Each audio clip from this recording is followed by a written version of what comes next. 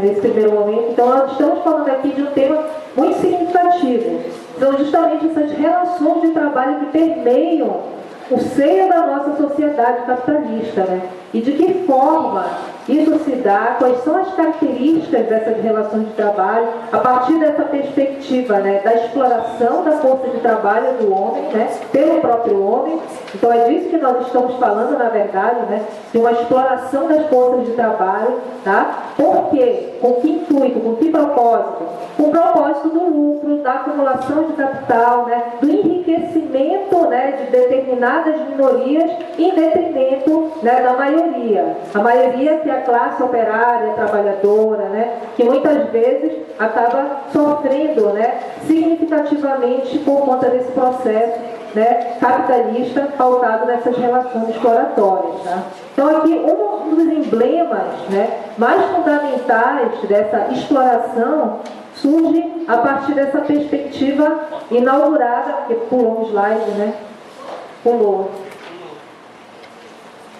Não, voltar um pouquinho. Está passando. Tá. Agora. Então, essa perspectiva aqui inaugurada por Henry Ford, isso aqui é muito importante, porque ele é considerado mesmo o idealizador do Fordismo, né? O que seria esse Fordismo, na verdade? É um modelo de produção em massa. Então, a partir desse momento histórico, né, a partir dessa perspectiva, o que nós temos, né? Uma nova forma mercadológica, né, de, é claro, acumulação de capital e exploração do trabalho que vai revolucionar a indústria automobilística, a princípio. Então, nós vamos ver, a partir do Fordismo, né, é claro que vocês sabem do que eu estou falando. Vocês conhecem a marca Ford de automóveis? Conhecem, né? É uma marca muito importante até os dias de hoje. Então, nesse período, ela surge, né, trazendo muitas revoluções para o mercado.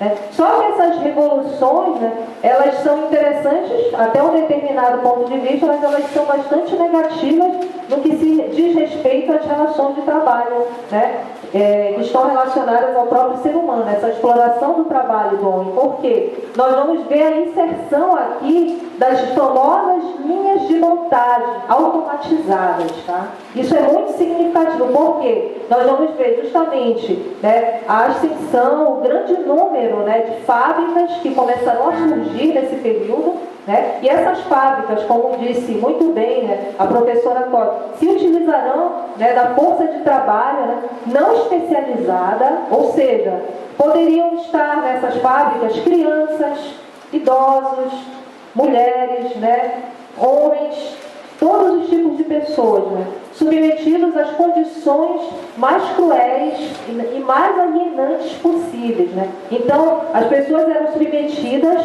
a um trabalho árduo, né? E esse trabalho precisava ser efetuado no mínimo tempo possível, né? Porque já havia aqui uma exigência mercadológica, né?